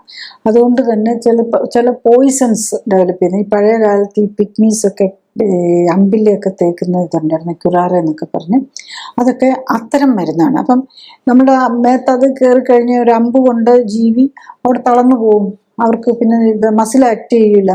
അപ്പോൾ അവർ അതെവിടെയെങ്കിലും വീഴും. അതുപോലെ തന്നെ അതിൻ്റെ ശ്വാസകോശത്തിലേക്കുള്ള മസിലും കൂടെ നിന്ന് ശ്വാസം കിട്ടാതെ മരിച്ചു പോകും. അതാണ് അതിനകത്ത് വരുന്നത്. പിന്നെ ഉള്ളത് വളരെ ഇമ്പോർട്ടൻ്റ് ആയിട്ടുള്ളതാണ് ഡോപ്പമിൻ. ഈ ഡോപ്പമിൻ്റെ ഇത് കുറഞ്ഞു പോകുമ്പോഴാണ് നമ്മൾ ഈ പാർക്കിൻസൺസ് ഡിസീസ് എന്നൊക്കെ പറയുള്ളൂ. അപ്പോൾ അതിന് നമ്മൾ കൊടുക്കുന്ന L-ഡോപ്പ എന്നൊക്കെ പറഞ്ഞുള്ള മരുന്ന് കൊടുക്കുന്നത് ഈ ഡോപ്പമിൻ ഉണ്ടാക്കുന്നതിനകത്ത് കുറഞ്ഞു പോകുന്നത് കൊണ്ടാണ്. പിന്നെ അതിന് വേണ്ടിയിട്ട് ചില അതിനുപോലെ തന്നെ ഡോപ്പമിൻ കൂട്ടാനുള്ള ചില മരുന്നുകളെന്നൊക്കെ പറഞ്ഞാൽ കൊക്കൈൻ, ആംഫെറ്റമിൻ, അതൊക്കെ ശരിക്കും ഡോപ്പമിൻ്റെ അളവ് കൂട്ടുകയാണ്. അപ്പം മിക്കവാറും നമ്മൾ ഈ സൈക്യാട്രിക് ഡിസോർഡേഴ്സിന് കൊടുക്കുന്ന മരുന്നുകളൊക്കെ ഒന്നെങ്കിൽ ഈ ന്യൂറോ ട്രാൻസ്മിറ്റേഴ്സിൻ്റെ അളവ് കൂട്ടുക, അല്ലെങ്കിൽ ന്യൂറോ ട്രാൻസ്മിറ്റേഴ്സിൻ്റെ അളവ് കുറയ്ക്കുക. അത് ഓരോ മരുന്നുകളും അല്ലെങ്കിൽ ഓരോ സിംറ്റംസ് അനുസരിച്ച് ഓരോ മരുന്നുകളും ഇങ്ങനെ ഈ ഡിഫറെൻ്റ് ന്യൂറോ ട്രാൻസ്മിറ്റേഴ്സിനെ ഡയറക്റ്റ് ചെയ്തുകൊണ്ടാണ്. അതുപോലെ GAB എന്നും പറഞ്ഞ്, ഗാമ അമിനോ ബ്യൂട്രിക് ആസിഡ് എന്നും പറഞ്ഞ്, അത് ശരിക്കും പറഞ്ഞാൽ നമ്മൾ ഒന്ന് ക്വയറ്റൻ ചെയ്യുന്ന ഇതാണ്. അതിൻ്റെ അളവ് കൂടി കഴിയുമ്പോഴാണ് ഈ സൈക്കോസിസിലേക്കൊക്കെ പോകാനും ഒക്കെയുള്ള ടെൻഡൻസി വരുന്നത്. ശരിക്കും അതൊരു ഇൻഹിബിറ്ററിയാണ്. അപ്പോൾ ഈ ആൽക്കഹോൾ ശരിക്കും പറഞ്ഞാൽ GABയെ, ആ ന്യൂറോ ട്രാൻസ്മിറ്റർ ഇൻഹിബിറ്റ് ചെയ്യുകയാണ്. അതുപോലെ ബാർബിറ്ററേറ്റ്സ് ഒക്കെ കുറേ മരുന്നുകളുണ്ട്. എല്ലാ മരുന്നുകളുടെയും കൂടെ പറയാൻ പോയാൽ സാധാരണക്കാർക്ക് കേൾക്കുമ്പം ഒരു കൺഫ്യൂഷൻ വരും. അതുകൊണ്ട് ഞാൻ അങ്ങനത്തെ ഇതിലേക്ക് പോകുന്നില്ല. പിന്നെ ഗ്ലൈസിൻ എന്ന് പറഞ്ഞുകൊണ്ട് അതിൽ തന്നെ നമ്മൾ ഈ പിന്നെ വേറെ ഡോപ്പമിൻ ഉണ്ട്. ഡോപ്പമിൻ കുറഞ്ഞാൽ പാർക്കിൻസൺസ് ഡിസീസ് വരും. ഹൈ ആകുന്നവർക്ക് സ്കിസോഫ്രീനിയ വരാം. പിന്നെ സിറോട്ടോണിൻ ഉണ്ട്. സിറോട്ടോണിൻ ഇൻഹിബിറ്റേഴ്സ് എന്നൊക്കെ പറഞ്ഞ ഒരു ഗ്രൂപ്പ് ഓഫ് മെഡിസിൻസ് ഉണ്ട്. അത് സിറോട്ടോണിൻ അപ്ടേക്ക് ഇൻഹിബിറ്റേഴ്സ്, അതായത് സിറോട്ടോണിൻ അപ്ടേക്ക് തിരിച്ചെടുക്കുന്നത് കുറയ്ക്കും. അപ്പോൾ എന്താണെന്ന് വെച്ചാൽ സിറോട്ടോണിൻ്റെ അളവ് കൂടും. അതാണ് മെയിൻലി ഡിപ്രഷനിലൊക്കെ യൂസ് ചെയ്യുന്നത്. ശരിക്കും ഈ MDMA, LSD തുടങ്ങിയ സാധനങ്ങൾക്കും അങ്ങനെ എന്തൊക്കെ ആക്ടിവിറ്റി ഉണ്ട്. അപ്പോൾ അതൊക്കെയാണ് അവർക്ക് ആ സൈക്കോട്രിക് അല്ലെങ്കിൽ മെൻ്റലായിട്ടുള്ള ആ ഒരു ഇത് കിട്ടുന്നത്. അപ്പോൾ ഈ സിറോട്ടോണിനെയാണ് ഇതൊരു പരിധി വരെ ആക്ട് ചെയ്യുന്നത്. പിന്നെ അഡ്രിനാലിൻ ആൻഡ് നോർ അഡ്രിനാലിൻ, നമ്മൾ അതൊരു സ്ട്രെസ് ഹോർമോൺ വിഭാഗത്തിൽപ്പെട്ടതാണ്. അതൊരു ന്യൂറോ ട്രാൻസ്മിറ്ററും കൂടെയാണ്. അത് ബ്രെയിനിൽ ആക്ട് ചെയ്യുമ്പം അതിന് ഒരു ന്യൂറോ ട്രാൻസ്മിറ്റർ ഇഫക്റ്റ് കിട്ടും. അപ്പോൾ അതുകൊണ്ടാണ് പലപ്പോഴും നമ്മൾ ഈ adrenaline, noradrenaline, beta blockers, alpha blockers എന്നൊക്കെ പറയുന്നുണ്ടല്ലോ, അതൊക്കെ ഇതിൻ്റെ സ്പെസിഫിക് ആയിട്ടുള്ള ബ്ലോക്കേഴ്സാണ്. ഇപ്പം നമ്മൾ ഹാർട്ട് ഡിസീസിനും അതുപോലെ BP-ക്കൊക്കെ വേണ്ടിയിട്ട് നമ്മൾ ഇത്തരം ബീറ്റ ബ്ലോക്കേഴ്സ്, ആൽഫ ബ്ലോക്കേഴ്സ് ഒക്കെ എടുക്കുമ്പോൾ നമുക്ക് ബ്രെയിനിൽ അത് വരുത്തുന്നത് ചിലപ്പം ഈ സൈക്കാട്രിക് ഡിസോർഡേഴ്സ് ഒക്കെ ഉള്ളവർക്ക് നെഗറ്റീവായിട്ട് അതിൻ്റെ ഒരു പാർശ്വഫലമായിട്ട് അത് വരാം. കാരണം നമ്മൾ ഉദ്ദേശിക്കുന്ന പോലെ ഒരിടത്ത് ഇപ്പോൾ ഹാർട്ടിൽ മാത്രമല്ല ആൽഫ ബ്ലോക്കറും ആൽഫ റിസപ്റ്റേഴ്സും ബീറ്റ റിസപ്റ്റേഴ്സും ഒക്കെ ഉള്ളതൊക്കെ ബ്രെയിനിലും ഉണ്ട്. അതുകൊണ്ട് മൾട്ടിപ്പിൾ സ്ഥലങ്ങളിലുണ്ടാവും. അതാണ് പലപ്പോഴും ഈ മരുന്നുകൾ വരുമ്പോൾ കഴിക്കുമ്പോൾ നമുക്ക് സൈഡ് എഫക്റ്റ് വരാനും കാരണം ഇതാണ്. ഒന്നിനു വേണ്ടി കൊടുക്കും, വേറെടുത്ത് അതിൻ്റെ വേറൊരു ഓപ്പോസിറ്റ് ഇഫക്റ്റ് വരുമ്പോൾ അവിടെ നെഗറ്റീവ് വരും. അതാണ് പാർശ്വഫലങ്ങൾക്ക് കാരണമാകുന്നത് പലപ്പോഴും. ഇതുകൂടാതെ അഡെനോസിൻ, ഹിസ്റ്റമിൻ, ഗ്ലൂട്ടാമേറ്റ്, അങ്ങനെ പല ഈ ന്യൂറോ ട്രാൻസ്മിറ്റേഴ്സ് ഉണ്ട്. ഈ ഗ്ലൂട്ടാമേറ്റുമായിട്ട് അത് നമ്മളുടെ ഇറിറ്റബിലിറ്റി ഒക്കെ കൂട്ടുന്നൊരു, അപ്പോൾ ഈവൻ ഈ ന്യൂറോ ട്രാൻസ്മിറ്റേഴ്സ് ഒക്കെ ഉണ്ടാക്കാൻ വേണ്ടി സ്പെസിഫിക് നമ്മൾ ഫുഡിനകത്തും ഉള്ള ചില കാര്യങ്ങളൊക്കെ ആയിരിക്കും നമ്മൾ ഉപയോഗിക്കുന്നത്. അപ്പോൾ ഈവൻ നമ്മുടെ ഭക്ഷണത്തിൽ ഇതിൻ്റെ ഏറ്റക്കുറച്ചിലുകൾ, ഈ ന്യൂറോ ട്രാൻസ്മിറ്റേഴ്സ് ഉണ്ടാക്കാനുള്ള സാധനങ്ങളുടെ, പ്രത്യേകിച്ച് പ്രോട്ടീൻ്റെ അളവ് കൂടുന്നതും കുറയുന്നതും ഒക്കെ നമുക്ക് രോഗത്തിലേക്ക് കൊണ്ടുപോകാൻ സാധ്യത കൂടുമെന്നുള്ളതാണ് ഇപ്പോഴത്തെ ലേറ്റസ്റ്റ് സ്റ്റഡീസ് കാണിക്കുന്നത്. അപ്പോൾ ഈ ഗ്ലൂട്ടാമേറ്റും അൽഷിമേഴ്സ് ഡിസീസും പാർക്കിൻസോണിസവും എപ്പിലെപ്സിയും, അതായത് എപ്പിലെപ്സി ആണെങ്കിലും ഒരു ബ്രെയിനിനെ എഫക്റ്റ് ചെയ്യുന്ന ഡിസീസാണല്ലോ, ഈ സ്ട്രോക്കും ഒക്കെ തമ്മിൽ ബന്ധമുണ്ടെന്നുള്ളതാണ് ഇപ്പോഴത്തെ ലേറ്റസ്റ്റ് സ്റ്റഡീസ് കാണിക്കുന്നത്. പിന്നെ അതുപോലെ തന്നെ നമ്മുടെ മനസ്സിൻ്റെ സന്തോഷം, അതിന് ഈ എൻഡോകനാബിനോയിഡ്സ്, ആനന്ദമൈഡ് എന്നൊക്കെ പറഞ്ഞുണ്ട്. അപ്പോൾ അതും ഈ ഓപ്പിയോയിഡ്, നമ്മൾ ഈ മോർഫിനൊക്കെ പോലെയുള്ള മരുന്നുകളുണ്ടല്ലോ, ഇതുമായിട്ടും ബന്ധമുണ്ടെന്നുള്ളതാണ്. ഇപ്പം ശരിക്കും പറഞ്ഞു കഴിഞ്ഞാൽ ഈ ഡ്രഗ്സ് പോലെയുള്ളത് നമ്മൾ സോഷ്യൽ ഇതായിട്ടും ഒക്കെ ഉപയോഗിക്കുന്ന എല്ലാം നമ്മൾ ബ്രെയിനിനെയാണ് ആക്ട് ചെയ്യുന്നത്. ഇതുപോലെ തന്നെ ന്യൂറോ ട്രാൻസ്മിറ്റേഴ്സ് പോലെ തന്നെ ഹോർമോൺസിനും ഇതിൽ ആക്ഷൻ ഉണ്ടെന്നുള്ളതാണ്. എനിക്ക് നമ്മൾ വയറിലെ ചില ഹോർമോൺസ് ഉണ്ട്, ഗ്യാസ്ട്രിൻ, ഗ്ലൂക്കോഗോൺ, പിന്നെ അതുപോലെ തൈറോയിഡിൽ നിന്നുള്ള കാൽസിറ്റോണിൻ, TRH, ബ്രെയിനിൽ നിന്നുള്ള TRH, അങ്ങനെ സോ മെനി ഹോർമോൺസും ഇതുമായിട്ടുള്ള ഇൻട്രാക്ഷൻ ഉണ്ട്. പിന്നെ ഈവൻ ഗ്യാസ് പോലെയുള്ള ഗ്യാഷ്യസ് സിഗ്നലിംഗ് മോളിക്യൂൾസ് ഉണ്ട് ബ്ലഡിൽ, nitrous oxide, carbon dioxide, hydrogen sulphide, ഇങ്ങനെ കുറേ ഒത്തിരി കാര്യങ്ങൾ ഇതെല്ലാം കൂടിയാണ് ശരിക്കും പറഞ്ഞു കഴിഞ്ഞാൽ നമ്മളുടെ ബ്രെയിനിൻ്റെയും നമ്മളുടെ ചിന്തകളെയും നമ്മളുടെ മാനസിക നിലയും എല്ലാം അഫക്റ്റ് ചെയ്യുന്ന കുറേ കാര്യങ്ങൾ വരുന്നുണ്ട്. നെക്സ്റ്റ് നമ്മൾ ഈ സൈക്കാട്രിക് ഡിസോർഡേഴ്സ് അല്ലെങ്കിൽ മാനസിക രോഗങ്ങൾ ഉണ്ടാക്കാനുള്ള എന്താണ് അതിന് കാരണം, എങ്ങനെയുള്ളവരിലാണ് ഇത് വരുന്നതെന്നുള്ളതാണ്. അപ്പോൾ ഒന്ന് നമ്മുടെ ജെനറ്റിക്സ് ഉണ്ട്. നമ്മളുടെ കുടുംബത്തിൽ ആർക്കെങ്കിലും അച്ഛനോ അമ്മയ്ക്കോ ഒക്കെ മാനസിക രോഗങ്ങളുണ്ടെങ്കിൽ കുട്ടികളിലേക്ക് അത് വരാം. കാരണം അത് നമ്മൾ ജനറ്റിക്കലി ഇംപ്രിന്റഡ് ആയിരിക്കും. പക്ഷെ നമ്മളുടെ അതിൻ്റെ കൂടെ നമ്മുടെ എൻവിറോൺമെൻറ്റൽ ഫാക്ടേഴ്സും കൂടെ കൂടുമ്പോഴാണ് ഇത് എക്സ്പ്രസ് ചെയ്യാനുള്ള സാധ്യത വരുന്നത്. ഇപ്പം നമുക്കൊരു സ്ട്രെസ്ഫുൾ സിറ്റുവേഷൻ വരിക, അല്ലെങ്കിൽ നമ്മളുടെ ഫുഡിലെ ടോക്സിൻസ് അല്ലെങ്കിൽ എയറിലെ ടോക്സിൻ കണ്ടൻറ്റ് കൂടുക, ഇതൊക്കെ ചെയ്തു കഴിഞ്ഞാലും മതിയാവും ഇത് എക്സ്പ്രസ് ചെയ്യാനായിട്ട്. അതുപോലെ നമ്മളിപ്പോൾ ഒത്തിരി മരുന്നുകൾ കഴിക്കേണ്ടി വരുന്നുണ്ടല്ലോ, ഈ ജീവിതശൈലി രോഗങ്ങൾ, ഡയബറ്റീസ്, ഹൈപ്പർ ടെൻഷൻ, ഇതിനൊക്കെ വേണ്ടിയിട്ട് മരുന്നുകൾ കഴിക്കുന്നതും ഇതുമായിട്ട് കണക്ട് ചെയ്ത് വരാം. പിന്നെ മറ്റു ക്രോണിക് ഡിസീസസ്, പ്രത്യേകിച്ച് ഒബേസിറ്റി, PCOS, ലേഡീസിൽ PCOS, അതുപോലെ ആണുങ്ങളിൽ അതിൻ്റെ ഒരു കൗണ്ടർ പാർട്ടായിട്ട് വരുന്നതാണ് കഷണ്ടി വരിക, ഇതുമൊക്കെ ആയിട്ട് കണക്ഷൻ ഉണ്ടെന്ന്. അപ്പോൾ പലപ്പോഴും പലർക്കും അവിടെ ഒരു ഹോർമോണൽ ഇംബാലൻസും വരുന്നുണ്ട്, അതും അതിൻ്റെ കൂടെ ഈ നെർവ്സും ന്യൂറോ ട്രാൻസ്മിറ്റേഴ്സും തമ്മിലുള്ള ഇൻട്രാക്ഷനാണ് ഇതിനകത്ത് പ്രോബ്ലത്തിലേക്ക് വരുന്നത്. അതുപോലെ തന്നെ ഓട്ടോ ഇമ്മ്യൂൺ ഡിസീസസ് ഉള്ളവർ, പ്രത്യേകിച്ച് ഇപ്പം നമുക്ക് ഏറ്റവും കൂടുതൽ നമ്മളിവിടെ കാണുന്നത് auto immune diseases thyroid related ആണ്. തൈറോയിഡിൻ്റെ ഹൈപ്പോ വന്നു കഴിഞ്ഞാൽ അവർക്ക് ഡിപ്രഷൻ വരാം, ഹൈപ്പർ വരുന്നവർക്ക് ആങ്സൈറ്റി ഡിസോർഡർ വരാം. അപ്പം അത് വളരെ, അതുപോലെ തന്നെ ഒരു ഓട്ടോ ഇമ്മ്യൂൺ ഡിസീസ് ഉള്ളവർക്ക് മറ്റുള്ള ഓട്ടോ ഇമ്മ്യൂൺ ഡിസീസസ് വരാം. ഇപ്പം ലേറ്റസ്റ്റ് ആയിട്ട് നമ്മളുടെ ഈ സ്റ്റഡീസ് തന്നെ കാണിക്കുന്നത് ഈ സൈക്കാട്രിക് ഡിസോർഡേഴ്സും ഓട്ടോ ഇമ്മ്യൂൺ ഡിസോർഡേഴ്സും തമ്മിൽ ബന്ധമുണ്ടോ എന്നുള്ളത്. അതായത് നമ്മളുടെ ഇമ്മ്യൂൺ സിസ്റ്റം തന്നെ തന്നെ നമ്മളുടെ ബ്രെയിനിലെ ചില സെൽസിനോ അല്ലെങ്കിൽ ചില റിസപ്റ്റേഴ്സ്, ഈ ന്യൂറോ ട്രാൻസ്മിറ്റേഴ്സ് ആക്ട് ചെയ്യുന്ന റിസപ്റ്റേഴ്സ് ഉണ്ടല്ലോ, അതുമൊക്കെ ആയിട്ടുള്ള ഇൻട്രാക്ഷനിൽ വരുന്ന പ്രോബ്ലം വരുന്ന ഈ നമ്മളുടെ ഇമ്മ്യൂൺ സിസ്റ്റം തന്നെ നമ്മൾ ഈ റിസപ്റ്റേഴ്സിനെയൊക്കെ നശിപ്പിക്കുകയോ അങ്ങനെയൊക്കെ ചെയ്യുന്നതുകൊണ്ടാണ്. ഇതിനെക്കുറിച്ചൊന്നും ഒത്തിരി വലിയ ക്ലാരിറ്റി വന്നിട്ടില്ല. പക്ഷെ എന്നാലും ഇതിനെ ഇപ്പം ബ്രെയിൻ സൈക്കാട്രിക് ഡിസോർഡേഴ്സിനെയും ഒരു ഇൻഫ്ലമേറ്ററി ഡിസോർഡർ ആയിട്ടാണ് കാണുന്നത്. അപ്പോൾ ഇൻഫ്ലമേഷനും നമ്മുടെ ഇമ്മ്യൂൺ സിസ്റ്റമായിട്ട് റിലേറ്റഡ് ആണ്. അപ്പോൾ അതുകൊണ്ടാണ് ഒരു ഓട്ടോ ഇമ്മ്യൂൺ ബേസിസും കൂടി ഇതിനുണ്ടെന്ന് പറയുന്നത്. പിന്നെ മറ്റു രോഗങ്ങളുടെ ഭാഗമായിട്ട് വരാം. അപ്പം ഞാൻ ഇപ്പോൾ പറഞ്ഞ തൈറോയിഡിൻ്റെ ഹൈപ്പർ വന്നാലും ഹൈപ്പോ വന്നാലും, പിന്നെ ഇലക്ട്രോലൈറ്റ് ഇംബാലൻസ്, നമ്മൾ ഈ സോഡിയം പൊട്ടാസ്യം ആണല്ലോ ഈ നെർവ്സിൻ്റെ കണ്ടക്ഷനെയൊക്കെ വെക്കുന്നത്. അപ്പോൾ സോഡിയം പൊട്ടാസ്യം ബാലൻസിൽ വരുന്ന പ്രോബ്ലംസ് വരാം. പിന്നെ ഇപ്പോൾ ബ്രെയിനിനകത്തൊരു മുഴ വരിക, അപ്പോൾ അത് സൈക്കാട്രിക് ഡിസോർഡേഴ്സ് ആയിട്ടായിരിക്കും. കാരണം അതിൻ്റെ ഒരു പ്രഷർ ഇഫക്റ്റ് വരും, ഇൻട്രാക്രേനിയൽ പ്രഷർ എന്ന് പറയും. അത് നമുക്ക് ബ്ലഡിലെ പ്രഷർ പോലെ തന്നെ നമ്മുടെ ബ്രെയിനകത്തും പ്രഷറുണ്ട്.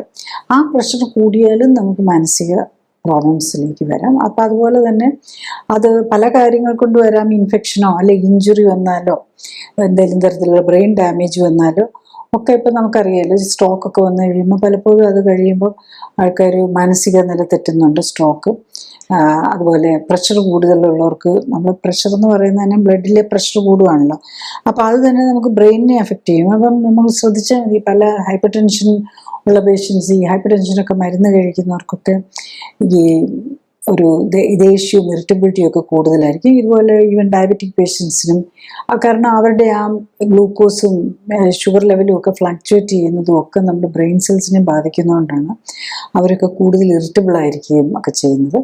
പിന്നെ ഈ പലപ്പോഴും ഇത്തരം ഈ സ്ട്രോക്കോ ഈ ഡയബറ്റീസോ ഹൈപ്പർ ടെൻഷനോ ഉള്ളവർക്കൊക്കെ മൈക്രോ ഹെമറേജസ് വരാം. ഇടയ്ക്ക് ബ്ലഡ് പ്രഷർ ഷൂട്ടപ്പ് ചെയ്ത് കഴിഞ്ഞാൽ വലിയതായിട്ടുള്ള ബ്രെയിൻ ബ്ലീഡോ അല്ലെ ബ്ലോക്കോ ഒക്കെ വന്നു കഴിഞ്ഞാൽ നമുക്ക് സ്ട്രോക്ക് പോലെ വരും.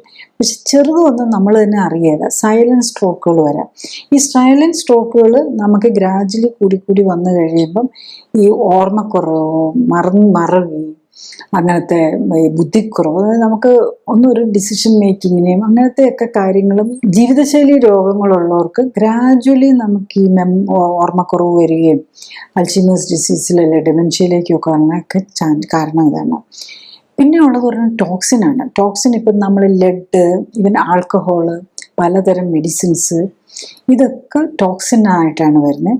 ഇപ്പം ആ എക്സ്പോഷർ വരുന്നത് നമ്മൾ നമ്മുടെ ഇൻട്രായൂട്രൈൻ ലൈഫ്, അതായത് ഗർഭാശയത്തിലായിരിക്കുന്ന സമയത്ത് കുഞ്ഞിൻ്റെ ബ്രെയിൻ ഡെവലപ്മെൻ്റ് ഒക്കെ വരുന്ന സമയത്ത് ഈ ടോക്സിൻ എക്സ്പോഷർ വന്നു കഴിഞ്ഞ് കഴിഞ്ഞാൽ വരുന്നതാണ് ഈ മെൻ്റൽ റിട്ടാർഡേഷൻ, അതായത് ബുദ്ധിക്കുറവുള്ള കുട്ടികളുണ്ടാകാനും, അതുപോലെ ഓട്ടിസം പോലെയുള്ള രോഗങ്ങളുണ്ടാകാനും, അതുപോലെ അറ്റൻഷൻ ഡെഫിസിറ്റ് ADHD, അതുപോലെ അത് ഒന്നെങ്കിൽ ഇൻട്രായൂട്രൈൻ ലൈഫിൻ്റെ സമയത്താകാം, അല്ലെങ്കിൽ ഏർലി ചൈൽഡ്ഹുഡിലാകാം. ഇപ്പം അറ്റൻഷൻ ഡെഫിസിറ്റ് ഒക്കെ വരുന്നത് ചിലപ്പം ഇൻട്രായൂട്രൈനിൽ തന്നെ വന്നായിരിക്കണമെന്നില്ല, അന്നേരം വന്ന് കൊച്ചിലെയോ അല്ലെ ഇൻട്രായൂട്രൈൻ ആയിരിക്കുമ്പോഴോ അമ്മയ്ക്കോ അതിനോടൊപ്പമോ വന്നിട്ടുള്ള ന്യൂട്രീഷണൽ ഡെഫിഷ്യൻസി ആകാം, ടോക്സിൻസ് ആകാം, അല്ലെങ്കിൽ അന്നേരം വൈറൽ ഇൻഫെക്ഷൻ പോലെയുള്ളതൊക്കെ ആകാം ഇത്തരം ഡിസ്ക്രിപ്ഷനിലേക്ക് കൊണ്ടുപോകുന്നു എന്നുള്ളതാണ്. ഇപ്പം ലേറ്റസ്റ്റ് സ്റ്റഡീസ് കാണിക്കുന്നത് പലതിലും ഉണ്ട്. കഴിഞ്ഞ ഒരു സ്റ്റഡി കണ്ടു, കുഞ്ഞ് പ്രഗ്നൻ്റ് ആയിരുന്ന സമയത്ത് അമ്മയ്ക്ക് വൈറ്റമിൻ ഡി ഡെഫിഷ്യൻസി ഉണ്ടെങ്കിൽ പ്രായമാകുമ്പോൾ കുഞ്ഞിന് ആ വ്യക്തി ജനിച്ച് വർഷങ്ങളായി പ്രായമായി കഴിയുമ്പോൾ അവർക്ക് സ്കിസോഫ്രീനിയ പോലെയുള്ള മാനസിക രോഗങ്ങൾ വരാൻ ചാൻസ് കൂടുന്നു. സോ നമ്മൾ ഉദ്ദേശിക്കുന്നത് പോലെ അത്ര സിമ്പിളല്ല. ഇതൊക്കെ ലോങ് ടേം കാലങ്ങളായിട്ട് വന്ന റിയാക്ഷനിലൂടെയാണ് നമ്മളിപ്പോൾ ഒരു പ്രായപൂർത്തിയായി കഴിഞ്ഞിട്ടാണെങ്കിൽ പോലും ഇത്തരം മാനസിക രോഗങ്ങളിലേക്ക് പോകുന്നത്. നമ്മൾ സൈക്കാട്രിക് ഡിസോർഡേഴ്സിൻ്റെ അടിസ്ഥാന കാരണം എന്ന് ചോദിച്ചു കഴിഞ്ഞ് കഴിഞ്ഞാൽ ബേസിക്കലി നമ്മളുടെ ബോഡി ഒരു കെമിക്കൽ ഫാക്ടറിയാണ്. നമ്മളുടെ നെർവ് സെല്ലാണേലും അതിനെ സപ്പോർട്ട് ചെയ്യുന്ന സെല്ലാണേലും നമ്മുടെ മസിലാണേലും എല്ലാം ഒരു കെമിക്കൽ ബേസ്ഡ് ആയിട്ടാണ് വർക്ക് ചെയ്യുന്നത്. അപ്പോൾ അതിൽ വരുന്ന നമ്മളുടെ ഭക്ഷണത്തിൽ, നമ്മളുടെ ബോഡി കോമ്പോസിഷനിലും വരുന്ന ചേഞ്ചസ് നമ്മുടെ സെല്ലുലാർ ലെവലിൽ റിഫ്ലക്റ്റ് ചെയ്യുമ്പോഴാണ് ഈ പ്രോബ്ലംസിലേക്ക് പോകുന്നു എന്നുള്ളതാണ്. അപ്പം നമ്മുടെ ജീവിതശൈലിയാണ്, ഒന്ന് ജെനറ്റിക്സ് കഴിഞ്ഞ് കഴിഞ്ഞാൽ നമ്മുടെ ജീവിതശൈലിയാണ് ഏറ്റവും പ്രധാനമാകുന്നത്. ജീവിതശൈലിയിൽ തന്നെ ഫുഡിലേക്ക് വരുമ്പോൾ അതിനകത്ത് ഏറ്റവും പ്രധാനം നമ്മൾ സോഡിയം പൊട്ടാസ്യം, നമ്മൾ കഴിക്കുന്ന ഭക്ഷണത്തിൽ സോഡിയം പൊട്ടാസ്യവും തമ്മിലുള്ള റേഷ്യോ ബാലൻസും, അതുപോലെ omega-3 omega-6 തമ്മിലുള്ള റേഷ്യോ ബാലൻസുമാണ്. അപ്പം നമ്മളുടെ ഇപ്പോഴത്തെ മോഡേൺ ഡയറ്റിൽ omega-3 കുറവും omega-6 കൂടുതലും പൊട്ടാസ്യം കുറവും സോഡിയം കൂടുതൽ വേണം. ഈ രണ്ട് കാര്യങ്ങളാണ് ഏറ്റവും കൂടുതൽ നമ്മളെ ബ്രെയിനിനെ എഫക്റ്റ് ചെയ്യുന്നത്. ഇപ്പോൾ നമുക്ക് തന്നെ അറിയാം, കുട്ടികളാണെങ്കിലും മൊത്തത്തിൽ ഇറിറ്റബിൾ ആണ് ആൾക്കാർ എന്നുള്ളത്. പഴയത് വെച്ച് നോക്കുമ്പോൾ നമ്മൾ ഒന്ന് സെഡൻഡറി ലൈഫ്, അതുപോലെ സൂര്യപ്രകാശം കൊള്ളുന്നത്. സൂര്യപ്രകാശത്തിന് നമ്മളെ മാനസിക ഒരു ആരോഗ്യമായിട്ട് ഒത്തിരി ബന്ധമുണ്ട്. സൂര്യപ്രകാശത്തിലേക്ക് നമ്മൾ എക്സ്പോഷർ കിട്ടുന്നില്ല, പിന്നെ എക്സസൈസ് വരുന്നില്ല. കാരണം എക്സസൈസ് വരുമ്പോൾ കുറേ ഈ കെമിക്കൽസ് പോലെയുള്ളത് നമ്മുടെ മസിലിൽ നിന്ന് വരും, മയോകൈൻസ് എന്ന് പറയും. ഇത് നമ്മുടെ ബ്രെയിനിനെ ഒന്ന് കൂളിംഗ് ചെയ്യാനുള്ള ഇതുണ്ട്. അപ്പോൾ എക്സസൈസ് വരുന്നില്ല, സൂര്യപ്രകാശം കിട്ടുന്നില്ല, പിന്നെ സോഡിയം കൂടുന്നു, പൊട്ടാസ്യം ആവശ്യത്തിനില്ല, omega-3 തീരെ കുറവാണ്, omega-6 കൂടുതലാണ്. ഇതെല്ലാമാണ് നമുക്കിപ്പം മാനസിക രോഗങ്ങൾ കൂടാനുള്ള മെയിൻ കാരണം. നെക്സ്റ്റ് നമ്മൾ ഇതിൻ്റെ ട്രീറ്റ്മെൻറ്റ് ആസ്പെക്റ്റിലേക്ക് പോകുന്നു കഴിഞ്ഞു കഴിഞ്ഞാൽ നമുക്കറിയാം, മരുന്നുകളുണ്ട്, കുറേയധികം മരുന്നുകളുണ്ട്. ഓരോ ദിവസം എന്നുള്ളതുപോലെ നമ്മൾ പുതിയ മരുന്നുകൾ വരുന്നുണ്ട്. അതെല്ലാം നമ്മൾ ബ്രെയിനിനെ കൂടുതലും ഇപ്പം സ്കിസോഫ്രീനിയ ഉള്ള സൈക്കോട്ടിക് ഡിസോർഡേഴ്സിനാണെങ്കിൽ സപ്രസ് ചെയ്യാനല്ലേ ഞാൻ കുറേ ന്യൂറോ ട്രാൻസ്മിറ്റേഴ്സ്, അതായത് ഈ കെമിക്കലി മെസ്സഞ്ചേഴ്സായിട്ട് വർക്ക് ചെയ്യുന്ന കെമിക്കൽസ് പറഞ്ഞല്ലോ. അപ്പം അതിൻ്റെ അളവിന് ഒന്നെങ്കിൽ കൂട്ടുക അല്ലെങ്കിൽ കുറയ്ക്കുക. ഈ രീതിയിലാണ് ഈ മരുന്നുകളെല്ലാം വർക്ക് ചെയ്യുന്നത്. അപ്പം ആൻറ്റി ഡിപ്രസൻ്റ് ആണെന്നുണ്ടെങ്കിൽ നമ്മളൊന്ന് മൂഡ് എലിവേറ്റേഴ്സ് പോലെയുള്ള അങ്ങനത്തെ ന്യൂറോ ട്രാൻസ്മിറ്റേഴ്സിനെ കൂട്ടാൻ നോക്കും. പിന്നെ ഓവർ സൈക്കോട്ടിക് ആവുകയാണെങ്കിൽ ഈ എക്സൈറ്റേറ്ററി പോലെയുള്ളതിനെ കുറയ്ക്കാനായിട്ട് നോക്കും. ഇതാണ് ബേസിക്കലി നമ്മളുടെ ഒരു ട്രീറ്റ്മെൻറ്റിൻ്റെ ആസ്പെക്റ്റിൽ വരുന്നത്. അതിൽ കുറേ അധികം മരുന്നുകളുണ്ട്. ഞാൻ മരുന്നിൻ്റെ ഡീറ്റെയിലേക്കൊന്നും പോകുന്നില്ല. അപ്പം അത് കൂടുതൽ കൺഫ്യൂഷൻസ് ഉണ്ടാക്കും, അതുകൊണ്ട് അത്രത്തിൻ്റെ ആവശ്യമില്ല. അപ്പോൾ ഈ മരുന്നല്ലാതെ പിന്നെ എന്ത് ചെയ്യാൻ പറ്റുമെന്ന് പറഞ്ഞാൽ പിന്നെ നമ്മൾ സൈക്കോതെറാപ്പി, ഇങ്ങനെ സജഷൻസ്, അപ്പോൾ അവർ അങ്ങനത്തെ ഒക്കെ ഉണ്ട്. പിന്നെ എപ്പോഴും ഫസ്റ്റ് ലൈൻ ഓഫ് മാനേജ്മെൻ്റ് ആയിട്ട് കൊടുക്കുന്നത് എക്സസൈസും സൺ എക്സ്പോഷറുമാണ്. ഫസ്റ്റ് ലൈൻ ഓഫ് മാനേജ്മെൻ്റ് ആയിട്ട് ഫുഡ് അഡ്ജസ്റ്റ് ചെയ്യുക. അതാണ് ഫുഡിൽ അൺഹെൽത്തി ഫുഡ്, കളർ പ്രിസർവേറ്റീവ്സ് ഇട്ടത്, പിന്നെ omega-6 കൂടുതലുള്ള ഫുഡ് കുറയ്ക്കുക, ഒഴിവാക്കുക, omega-3 കൂടുതലുള്ളത് കഴിക്കുക, സോഡിയത്തിൻ്റെ അളവ് കുറയ്ക്കുക, പൊട്ടാസ്യം കൂടുതലുള്ള ഫ്രൂട്ട്സും വെജിറ്റബിൾസും പയറുവർഗ്ഗങ്ങൾ ഇതൊക്കെ കൂട്ടുക. ഇതൊക്കെയാണ് പ്രിലിമിനറി മാനേജ്മെൻറ്റ് വരുന്നത്. അത് കഴിയുമ്പോഴാണ് നമ്മൾ പിന്നെ വയലൻ്റ് ആകുമോ അല്ലെങ്കിൽ തീരെ ഡിപ്രഷനിലിരിക്കുമ്പോൾ അത് വെച്ച് പറ്റില്ല. അപ്പോൾ നമ്മൾ ഇമ്മീഡിയറ്റ് തന്നെ മരുന്ന് കൊടുക്കും. പിന്നെ ഉള്ളതാണ് ഇലക്ട്രോ കൺവൾസീവ് തെറാപ്പി എന്ന് പറയുന്നത്. നമ്മുടെ ബ്രെയിനിലേക്ക് ഒരു കൺട്രോൾഡ് ആയിട്ട് ഇലക്ട്രിസിറ്റി പാസ് ചെയ്ത് ആ ബ്രെയിനിലെ മെക്കാനിസത്തെ ഒക്കെ ഒന്ന് കറക്റ്റ് ചെയ്യാനായിട്ട് നോക്കുന്നൊരിതാണ്. പഴയ കാലത്ത് ഇപ്പം നമ്മൾ ഈ സിനിമയിലൊക്കെ ഇങ്ങനെ കൺവൾഷൻസ് വരുന്നത് അതെന്താണെന്ന് ചോദിച്ചാൽ, ഈ ഇലക്ട്രിസിറ്റി പാസ് ചെയ്യുമ്പം നമ്മളുടെ മസിലിൽ എല്ലാം ഇത് കോച്ചുമല്ലോ. മസിൽ പിടുത്തം വരുമ്പോൾ നമ്മളതാണ് ഒരു ചുഴലി പോലെ, എപ്പിലെപ്സി പോലെയുള്ളൊരു ഇതാണ് അങ്ങനെ വരുമ്പോൾ ചെയ്യുന്നത്. ഇപ്പം അങ്ങനെ വരാതെ അതിൻ്റെ പേരിലുള്ള ഡാമേജുകളൊക്കെ വരാതിരിക്കാനായിട്ട് അണ്ടർ അനസ്തീസിയ, അതായത് മസിലിനെ റിലാക്സ് ചെയ്യിപ്പിക്കാനുള്ള മരുന്നുകൾ കൊടുത്തോണ്ടാണ് പലപ്പോഴും ECT തെറാപ്പി. അതായത് ബ്രെയിനിനെ അതിനകത്തുള്ള ആ സർക്യൂട്ടുകളിൽ കൂടെ ഒന്ന് കയറ്റി. അപ്പം പലപ്പോഴും ചില കാര്യങ്ങൾക്കൊക്കെ അത് വളരെ ഇഫക്റ്റീവ് ആകാറുണ്ട്. പ്രത്യേകിച്ച് സിവിയർ ഡിപ്രഷനൊക്കെ ഉള്ളപ്പം ഈ ഇലക്ട്രോ കൺവൾസീവ് തെറാപ്പി വന്നു കഴിയുമ്പം അവർ ഫാസ്റ്ററായിട്ട് റിക്കവറിക്കുള്ള പോസിബിലിറ്റി കൊടുക്കുന്നുണ്ട്. അതൊക്കെ ഓരോന്നും സൈക്കാട്രിസ്റ്റാണത് അസസ് ചെയ്ത് അത് പ്രത്യേക സെറ്റപ്പിലാണ് അതൊക്കെ ചെയ്യുന്നത്. പിന്നെ ഈ സൈക്കാട്രിക് മെഡിസിൻസിൻ്റെ സൈഡ് ഇഫക്റ്റ് എന്ന് പറഞ്ഞു കഴിഞ്ഞാൽ ഇതെല്ലാം മിക്കവാറും സപ്രസ് ചെയ്യാൻ വേണ്ടിയിട്ടുള്ള മരുന്നുകളാണ്. അത് നമ്മളെ ബ്രെയിനിലെ മെക്കാനിസംസിനെ മാനിപ്പുലേറ്റ് ചെയ്യുകയാണ് ചെയ്യുന്നത്. അപ്പോൾ എന്താണെന്ന് വെച്ചാൽ കൂടുതൽ ലെവലിൽ മരുന്നെടുക്കേണ്ടി വരുമ്പോൾ അവരുടെ മൊത്തത്തിലുള്ള പെർഫോമൻസ് കുറഞ്ഞു പോകും. അപ്പോൾ പലപ്പോഴും ഇപ്പോൾ കൊച്ചു കുട്ടികൾക്ക് തന്നെ മരുന്ന് കൊടുത്ത് തുടങ്ങേണ്ടി വരുമ്പോഴേക്കും അവർ കുറച്ചൊരു ഡള്ളാക്കുകയാണല്ലോ ചെയ്യുന്നത്. അപ്പോൾ അവരുടെ ആക്ടിവിറ്റീസ് എല്ലാം കുറയ്ക്കുകയായിരിക്കും ചെയ്യുന്നത്. അപ്പോൾ അവർ ശരിക്കും അവർക്ക് വേണ്ടത് മോർ ഫിസിക്കൽ ആക്ടിവിറ്റി, പക്ഷേ അവരുടെ ഫിസിക്കൽ ആക്ടിവിറ്റി കുറഞ്ഞു പോകും. അങ്ങനെ വരുമ്പോൾ വെയിറ്റ് ഗെയിൻ വരും, ശരിക്കും ഫാറ്റ് കൂടുന്നത് വീണ്ടും പ്രോബ്ലത്തിലേക്ക് വരും. ഇതൊക്കെയാണ് ഇതിനകത്ത് പ്രോബ്ലംസ് വരുന്നത്. അപ്പം നമുക്ക് എന്ത് ചെയ്യാൻ പറ്റുമെന്ന്, പ്രത്യേകിച്ച് ഇപ്പം ഇതിനെന്താ ഒരു സൊല്യൂഷൻ, എല്ലാത്തിലും പ്രോബ്ലമാണ്. അപ്പോൾ എങ്ങനെയാണ് സൊല്യൂഷൻ കണ്ടെത്താൻ പറ്റുകയെന്ന് ചോദിച്ചു കഴിഞ്ഞാൽ, ഇപ്പോൾ ഒരു സൈക്കാട്രിക് ഡിസോർഡേഴ്സ് വന്നു കഴിഞ്ഞ് കഴിഞ്ഞാൽ പിന്നെ ജീവിതകാലം മുഴുവൻ മരുന്ന് കഴിക്കണമെന്നുള്ളതാണല്ലോ. ജനറലി അങ്ങനെയാണ്. ചിലർക്ക് മാത്രം ഷോർട്ട് ടേം കഴിഞ്ഞിട്ട് നിർത്താനും പറ്റാറുണ്ട്. അപ്പം ജനറലി പ്രത്യേകിച്ച് കൊച്ചു പിള്ളേരിലൊക്കെ നമ്മൾ തുടങ്ങിക്കഴിഞ്ഞാൽ അവരിങ്ങനെ കണ്ടിന്യൂസ് ആയിട്ട് എടുത്തു പോകുന്ന കൊച്ചു പിള്ളേർ മീൻസ് യൂഷ്വലി ഒരു ടീനേജ് ടൈമിലാണ് ഇതൊക്കെ പലപ്പോഴും പ്രസൻറ്റ് ചെയ്ത് തുടങ്ങുന്നത്. അപ്പം അപ്പോഴേ മരുന്നെടുക്കേണ്ടതൊക്കെ വരുന്നവർ അത് ലോങ് ടൈം എടുക്കേണ്ടി വരും. അപ്പോൾ അതിൻ്റെ ഈ സൈഡ് ഇഫക്റ്റും എല്ലാം കൂടെ വന്നു കഴിയുമ്പോൾ അവരുടെ പെർഫോമൻസും അവരുടെ ഫ്യൂച്ചർ സ്റ്റഡീസും എല്ലാം ബാധിക്കും. അപ്പം നമ്മൾ ഇതിന് എന്താ ഒരു സൊല്യൂഷൻ എന്ന് ചോദിച്ചു കഴിഞ്ഞാൽ ആദ്യം നമ്മൾ മനസ്സിലാക്കേണ്ടത് ഇതിനകത്ത് നമ്മളുടെ ജീവിതശൈലിയുടെ ഒരു പ്രോബ്ലമാണ് ഇതിനകത്ത് വരുന്നത്, ഒന്നാമത്തെ കാര്യം.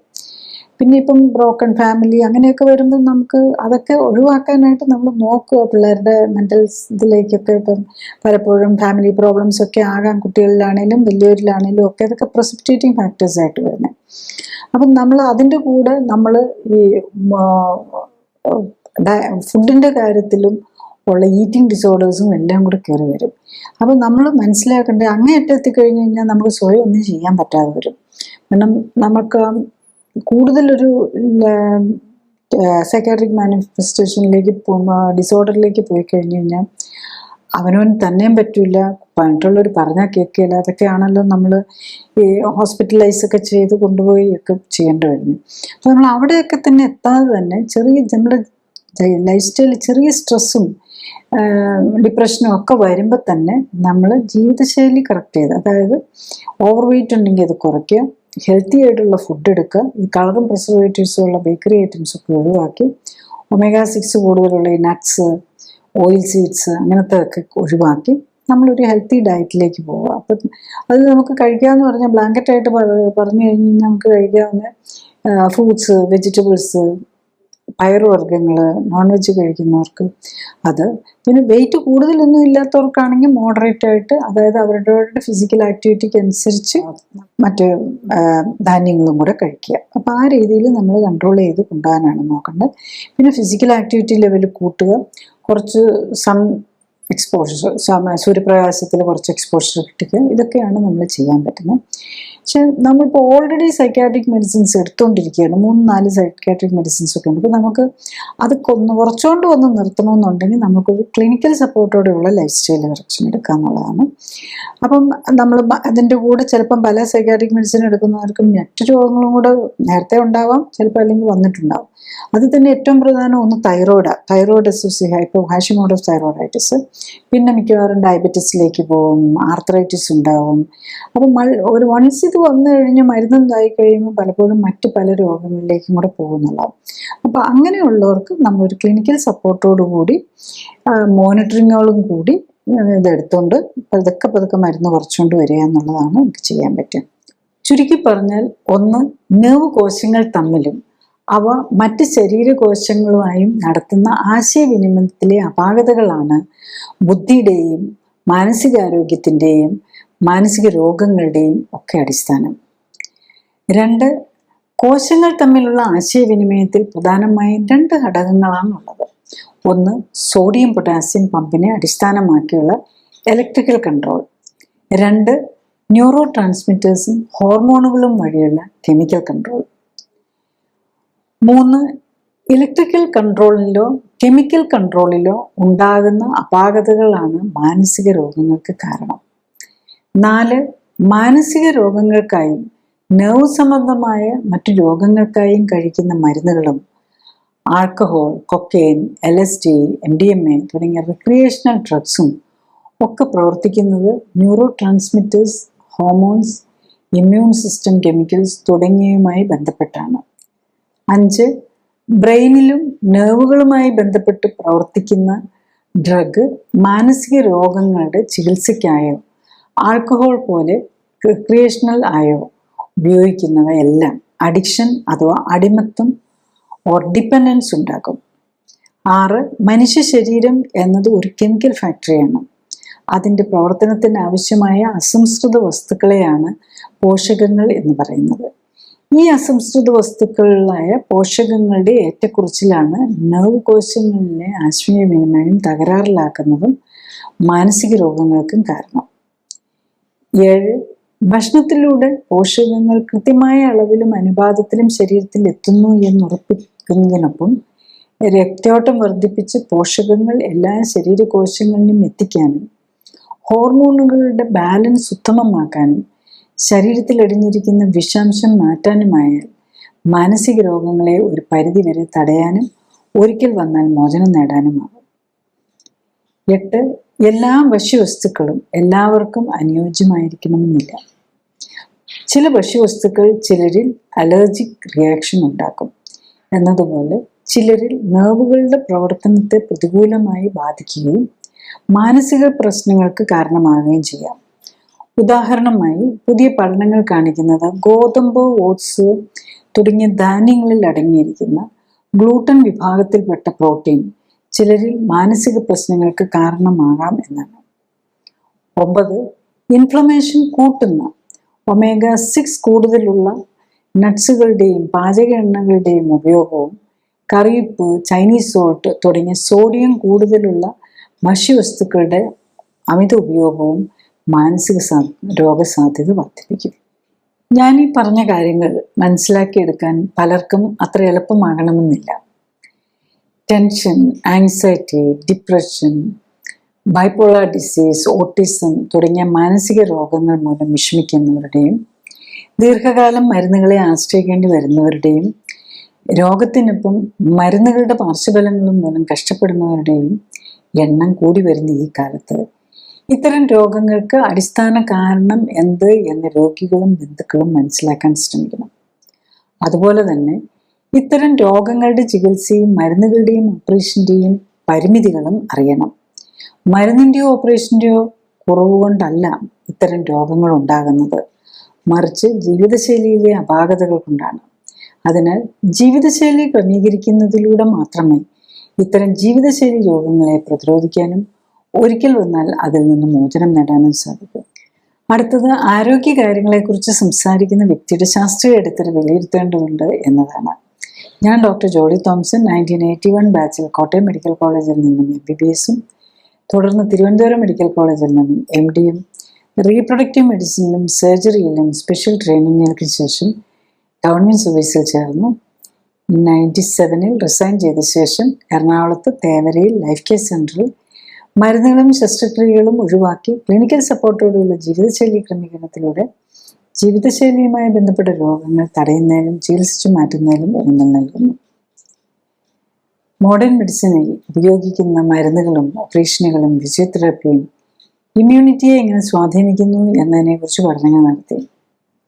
ഈ പഠനങ്ങളുടെ വെളിച്ചത്തിൽ ഇമ്മ്യൂണിറ്റിയെ ഉത്തേജിപ്പിക്കാനുള്ള പോഷക മിശ്രിതങ്ങളും ഓക്സിഫ്ലെക്സ് എന്ന പ്രത്യേക വ്യായാമ രീതിയും ഡെവലപ്പ് ചെയ്തു. ഈ പോഷക മിശ്രിതങ്ങളുടെയും ഓക്സിഫ്ലെക്സ് വ്യായാമത്തിൻ്റെയും സഹായത്തോടെ കോശങ്ങളെ ശാക്തീകരിച്ച് രോഗമുക്തിയെ സഹായിക്കാനും ആരോഗ്യം ഉത്തമമാക്കാനും നിലനിർത്താനും സഹായിക്കുന്ന സെൽ ആക്ടിവേഷൻ എന്ന നൂതന ചികിത്സാ രീതിയും ഡെവലപ്പ് ചെയ്തു. അടുത്തതായി എന്താണ് ക്ലിനിക്കലി സൂപ്പർവൈസ്ഡ് ആൻഡ് സപ്പോർട്ടഡ് ജീവിതശൈലി ക്രമീകരണം എന്നതാണ്. ക്ലിനിക്കലി സൂപ്പർവൈസ്ഡ് ജീവിതശൈലി ക്രമീകരണത്തിൽ ശരീരഘടനയും ശരീരത്തിലെ കൊഴുപ്പിൻ്റെ അളവും കണ്ടെത്തുകയും ഒപ്പം തന്നെ ഉത്തമ ശരീരഘടന എന്തായിരിക്കണം എന്ന് കണ്ടെത്തുകയുമാണ് ആദ്യഘട്ടം.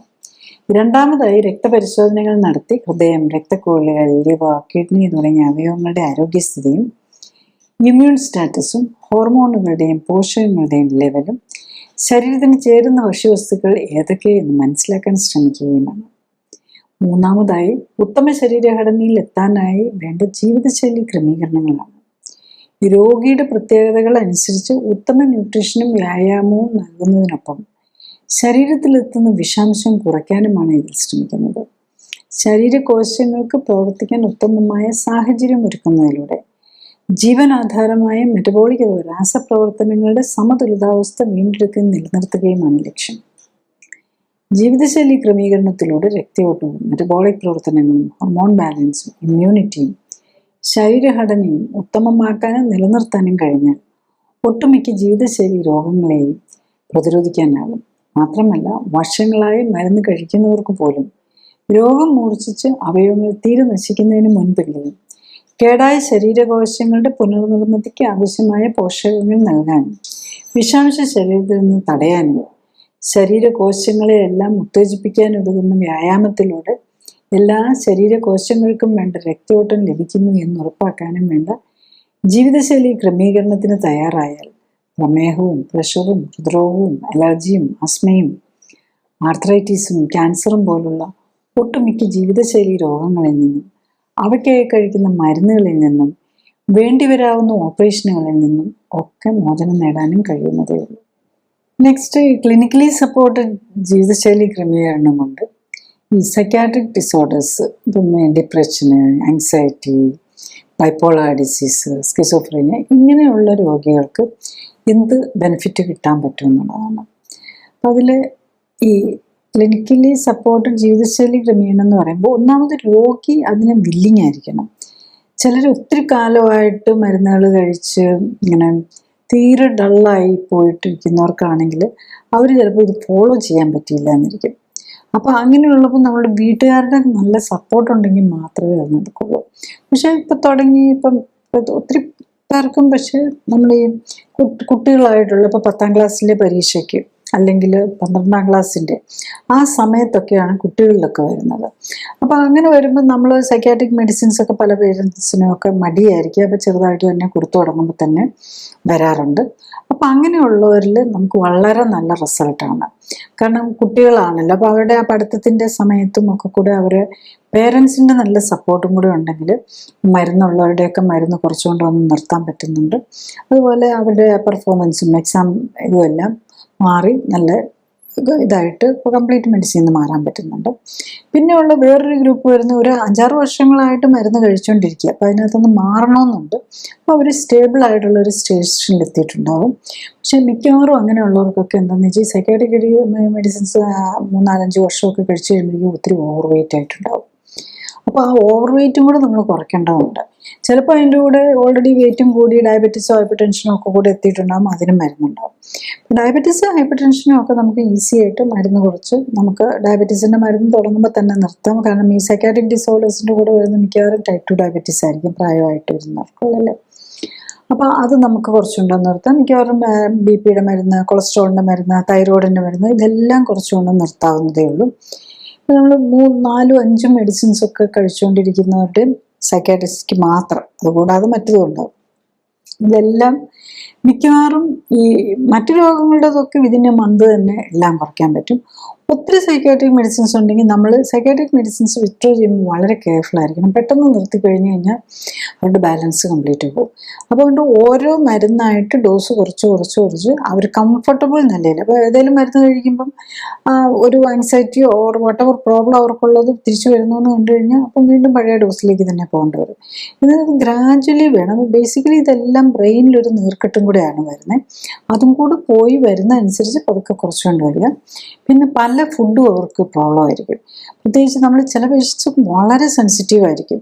അപ്പോൾ എല്ലാം കറക്റ്റായി വന്നുകൊണ്ടിരിക്കുന്നതിൻ്റെ ഇടയ്ക്കായിരിക്കും പോയി ഒരു എന്തെങ്കിലും ഫംഗ്ഷനിൽ പോയി ഈ നമ്മുടെ പൊറോട്ടയൊക്കെ കഴിക്കുന്നത്. അതായത് ഈ മൈദയും ഇതൊക്കെ ഇട്ട സാധനം, അതും പ്രത്യേകിച്ച് നമ്മൾ ഈ ഡാൽഡയൊക്കെ പോലെയൊക്കെ ഉള്ളത്, ഡാൽഡയും വെരി ഹൈ ഒമേഗ-6 ഫാറ്റായിട്ടുള്ളതും ഒക്കെ ഇട്ടുണ്ടാക്കിയ സാധനം കഴിച്ചു കഴിഞ്ഞാൽ ചിലപ്പോൾ ഒരു 1 or 2 ഡേയ്സിനുള്ളിൽ തന്നെ ബുദ്ധിമുട്ട് വരാമെന്നുള്ളതാണ്.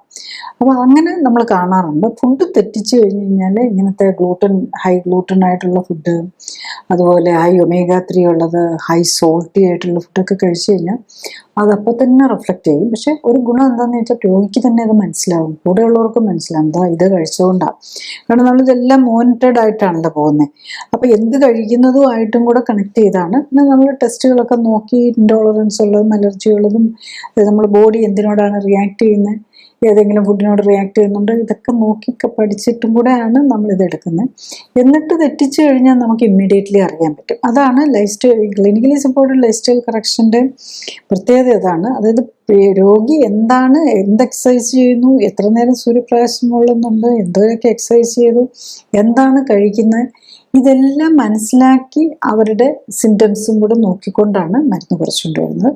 അപ്പം നമുക്ക് സൈക്കാട്രിക് ഡിസോർഡേഴ്സ് കുറയ്ക്കാനായിട്ട് വരുന്ന മാത്രമുള്ള, പ്രത്യേകിച്ച് പിള്ളേർ തുടക്കത്തിലുള്ളത്, പരീക്ഷ ഫിയറിൻ്റെ സമയത്ത് തുടങ്ങി ഇങ്ങനെയൊക്കെയുള്ളത് കംപ്ലീറ്റ്, ഈവൻ പല കുട്ടികളും ഉണ്ട് പഠിത്തം നിർത്തിപ്പോയി, അത് കഴിഞ്ഞിട്ട് വന്ന് പിന്നെ അവർ പഠിത്തം റീസ്റ്റാർട്ട് ചെയ്യാനും ഇതെല്ലാം കഴിഞ്ഞ് കറക്റ്റ് ചെയ്ത് വെച്ചിട്ട് പഠിത്തമൊക്കെ റീസ്റ്റാർട്ട് ചെയ്യാനും ഒക്കെ സാധിക്കുന്ന പല കുട്ടികളും ഉണ്ട്.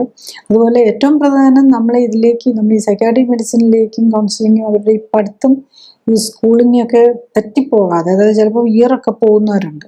അപ്പോൾ അതിലേക്കൊക്കെ പോകാതിരിക്കാനും ഇവൻ എന്തെങ്കിലും ഒരു ടൈം വന്നു കഴിയുമ്പോൾ അപ്പോൾ തന്നെ ഇതിലേക്ക്, പക്ഷെ നമുക്ക് അതൊക്കെ തിരിച്ചു കൊണ്ടുവന്ന് അവരുടെ ഒരു ഫുൾ ലൈഫിലേക്ക് കൊണ്ടുപോകാൻ പറ്റുന്നതേ ഉള്ളൂ. പക്ഷെ എപ്പോഴും ഓർക്കേണ്ടത് ചെയ്യാൻ വില്ലിങ് ആയിരിക്കണം. അപ്പോൾ അതിന് വേണ്ട വീട്ടിലുള്ളവരും സപ്പോർട്ട്, പ്രത്യേകിച്ച് കുട്ടികളുടെ കാര്യത്തിലും മെൻസ്ട്രസിൻ്റെ കാര്യത്തിലും ഒക്കെ അതാണ്. പിന്നെ ഇപ്പം വൈഫിന് പ്രോബ്ലം ആണെങ്കിൽ ഹസ്ബൻഡിന് പ്രോബ്ലം ആണെങ്കിൽ വൈഫിൻ്റെ, അതും കൂടെ ആവശ്യമാണ്. പിന്നെ നമ്മൾ വേറൊരു ഗ്രൂപ്പ് കാണുന്ന അഡൾട്ടായിട്ട് വന്നിട്ടും ആങ്സൈറ്റി ഡിസോർഡറും ഈവൻ സ്കിസോഫ്രീനിയ, ഈ ബൈപ്പോളാർ ഡിസീസ് ഒക്കെ ഉള്ളവരെയും കാണാം. ഇതൊക്കെ നമുക്ക് മരുന്ന് കുറച്ചുകൊണ്ട് വന്ന് നിർത്താൻ പറ്റുന്നു എന്നുള്ളത്. അപ്പം മിക്കവാറും ഈ മിഡിൽ ഏജ് ആയിട്ടും ഓൾഡ് ഏജ് ഉള്ളവർക്കും സൈക്കാട്രിക് ഡിസോർഡർ മാത്രമല്ല, അതിൻ്റെ കൂടെ മറ്റുള്ളതും കൂടെ ഉണ്ടാവും. ഈവൻ ഉറക്കക്കുറവും പാർക്കിൻസൺസ് ഡിസീസും ഒക്കെ കൂടെ ഉള്ളവരെയും കാണാറുണ്ട്. മിക്കവാറും എല്ലാവരുടെയും ഇതൊന്ന് സ്റ്റെബിലൈസ് ചെയ്ത് കൊണ്ടുവരാനും പറ്റാറുണ്ട്. പിന്നെ നമ്മൾ ഇതിലേക്ക് വരുന്നവർ, അതിൽ ഇൻട്രസ്റ്റ് ഉള്ളവരും അതിലെങ്ങനെ നോക്കാമെന്നുള്ളവരും മാത്രമാണ് ഇതിലേക്ക് വരുന്നത്. അതുകൊണ്ട് വന്ന് എല്ലാം കറക്റ്റായിട്ട് വരുന്നവർ മിക്കവാറും തന്നെ എല്ലാവരും കറക്റ്റായിട്ട് ചെയ്യുന്നവർക്ക് നല്ല റിസൾട്ടുമാണ്. നമുക്ക് ഈ മരുന്നിൽ നിന്നൊക്കെ മാറി ഒരു ഹെൽത്തി ആയിട്ടുള്ള ലൈഫ് കണ്ടക്ട് ചെയ്യും. സൈക്കാട്രിക് മാത്രമല്ല, മറ്റുള്ളതും കൂടി ഇതിനൊപ്പം മാറും. അതാണ് ഏറ്റവും പ്രധാനം.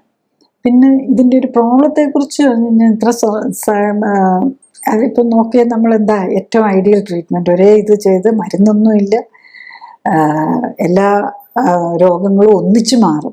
അപ്പം എന്താ ഇതിൻ്റെ ഒരു പ്രോബ്ലം എന്ന് ചോദിച്ചു കഴിഞ്ഞാൽ, ഏറ്റവും പ്രധാനം രോഗി ഫുഡ് കൺട്രോൾ ചെയ്യാനും അതുപോലെ വീട്ടുകാർ അതിൻ്റെ സപ്പോർട്ടും ഉണ്ടാവണം. അവരെ ഇങ്ങനെ പ്രോംപ്റ്റ് ചെയ്ത്, നമുക്ക് ഭക്ഷണത്തിനോട് എല്ലാവർക്കും ഇൻട്രസ്റ്റ് ആണല്ലോ, പ്രത്യേകിച്ച് ഓവർ വെയ്റ്റും സൈക്കാട്രിക് മെഡിസിനും ഒക്കെ എടുക്കുന്നവർക്ക് കുറച്ച് അതിനോടൊരു താല്പര്യവും ഇതുമൊക്കെ കൂടുതലായിരിക്കും. അപ്പം ക്രേവിങ്ങും ഒക്കെ ഉണ്ടാവും. അപ്പോൾ അതൊക്കെ നമ്മൾ സപ്പോർട്ട് ചെയ്യാൻ പറ്റണം. പിന്നെ എന്നാലേ നമ്മൾ ഈ പറയുന്നത് പോലെയുള്ള റിസൾട്ടുകൾ കിട്ടുള്ളൂ. രണ്ടാമത്തെ കാര്യം എന്താണെന്ന് വെച്ചാൽ, അതിൻ്റെ ഒരു ഫൈനാൻഷ്യൽ ആസ്പെക്റ്റാണ്. കാര്യം ലൈഫ് സ്റ്റൈൽ കറക്ഷനാണെന്ന് പറഞ്ഞു കഴിഞ്ഞാൽ നമ്മൾ ടെസ്റ്റുകളെല്ലാം നല്ല ഡീറ്റെയിൽ ആയിട്ട് ചെയ്താലേ അവർക്ക് എന്തൊക്കെ രീതിയിലാണ് അവർക്ക് കറക്ഷൻ, അവർക്ക് എന്തൊക്കെയാണ് പ്രോബ്ലം എന്ന് അറിയാൻ പറ്റുള്ളൂ. അപ്പോൾ ടെസ്റ്റുകളുടെ ഒരു കോസ്റ്റ് വരും. അതുകൂടാതെ ഈ സപ്പോർട്ട് ഫുഡ്, പിന്നെ മോണിറ്ററിങ്, നമ്മളിപ്പം ഹോസ്പിറ്റലിൽ കിടക്കേണ്ട കാര്യമില്ലെങ്കിലും നമ്മൾ വീട്ടിലിരുന്നുകൊണ്ടാണേലും നമ്മൾ എല്ലാ കാര്യവും മോണിറ്റർ ചെയ്തുകൊണ്ടിരിക്കണം. അപ്പം അതിനായിട്ട് വരുന്നൊരു കോസ്റ്റ്, അങ്ങനെ ഒരു കോസ്റ്റ് ആസ്പെക്റ്റും കൂടെ വരും എന്നുള്ളതാണ്. അപ്പോൾ യൂഷ്വലി ഇതെല്ലാം ഒരു ഈ ലൈഫ് സ്റ്റൈൽ കറക്ഷനാണല്ലോ. അപ്പോൾ അത് കാരണം മിക്കവാറും ഇൻഷുറൻസ് പലപ്പോഴും കിട്ടുകയില്ല. പലർക്കും എവിടെ ഇങ്ങനത്തെ ഇൻഷുറൻസ് അല്ലെങ്കിൽ എംപ്ലോയീസ് ഇതൊക്കെ ഉണ്ടാവും. പക്ഷെ അതൊന്നും ഇപ്പോഴത്തെ നിലയിൽ, കാരണം ഇപ്പം ഇതൊക്കെ ഒരു പുതിയ ഡെവലപ്മെൻ്റ് ആയതുകൊണ്ടാവാം അതിനെ കിട്ടാനുള്ള സാധ്യത. കാരണം മരുന്നിനും ഓപ്പറേഷനും മാത്രമാണ് ജനറലി, പ്രത്യേകിച്ച് ഹോസ്പിറ്റലൈസ്ഡ് മരുന്നുകൾക്കും ഓപ്പറേഷനുമാണ് ഇപ്പം നമ്മൾ ഇൻഷുറൻസും അങ്ങനത്തെയുള്ള ബെനിഫിറ്റ്സ് ഒക്കെ കിട്ടുക. അപ്പോൾ ഇതിൻ്റെ കാറ്റഗറി വരില്ലാത്തത് കൊണ്ട് പലപ്പോഴും കയ്യിൽ നിന്ന് ഉള്ള സ്പെൻഡ് ചെയ്യേണ്ടി വരും. അപ്പോൾ പലരും ഈ സ്പെൻഡ് ചെയ്യേണ്ടി വരുന്നവർ ഇൻഷുറൻസും മറ്റ് ബെനിഫിറ്റ്സ് ഉള്ളവരായിരിക്കും. അപ്പോൾ അതിൻ്റേതായിട്ടുള്ള ഒരു ബുദ്ധിമുട്ട് വരും. അതാണ് നമ്മൾ കാണുന്ന ഒരു പ്രോബ്ലമായിട്ട് വരുന്നത്. വേറെ ആക്ച്വലി നമ്മൾ യൂഷ്വലി ഏറ്റവും ബെസ്റ്റ് ട്രീറ്റ്മെൻറ്റ് എന്ന് നമുക്ക് പറയാം. കാരണം മരുന്നിൽ നിന്ന് മോചനം നേടാൻ പറ്റുമോ, ഒരു മരുന്നല്ല, പല അസുഖങ്ങളിൽ നിന്ന് ഒന്നിച്ച് മാറാൻ പറ്റും എന്നുള്ളതാണ് ഇതിൻ്റെ ഒരു പ്രത്യേകത. ക്ലിനിക്കലി സപ്പോർട്ടഡ് ജീവിതശൈലി ക്രമീകരണത്തിൽ രോഗലക്ഷണങ്ങളെ അല്ല ഫോക്കസ് ചെയ്യുന്നത്, അതിൻ്റെ അടിസ്ഥാന കാരണമായ ശരീരഘടനയിലെയും ഹോർമോൺ ബാലൻസിലെയും ഇമ്മ്യൂണിറ്റിയിലെയും വ്യതിയാനങ്ങളെയും അവയ്ക്ക് കാരണമായ ജീവിതശൈലിയിലെ അപാകതകൾ പരിഹരിക്കാനുമാണ്. അതുകൊണ്ടാണ് ഏത് പ്രായത്തിലുള്ള ആൾക്കും ഒരേ സമയം വ്യത്യസ്ത രോഗങ്ങൾക്കും രോഗലക്ഷണങ്ങൾക്കും ആശ്വാസം ലഭിക്കുന്നത്. രോഗമുക്തിക്ക് ആധാരം ഇമ്മ്യൂൺ സിസ്റ്റമാണ്. ഇമ്മ്യൂൺ സിസ്റ്റത്തിന് ഉത്തമമായി പ്രവർത്തിക്കാനുള്ള അവസരമൊരുക്കുകയും അതിലൂടെ ശരീരത്തിൻ്റെ സെൽഫ് ഹീലിംഗ് പവറിനെ ഉത്തേജിപ്പിക്കുകയുമാണ് വേണ്ടത്. സ്വയം ജീവിതശൈലി ക്രമീകരിച്ച് ആരോഗ്യം ഉത്തമമാക്കി നിലനിർത്താനാണ് എല്ലാവരും ശ്രമിക്കേണ്ടത്.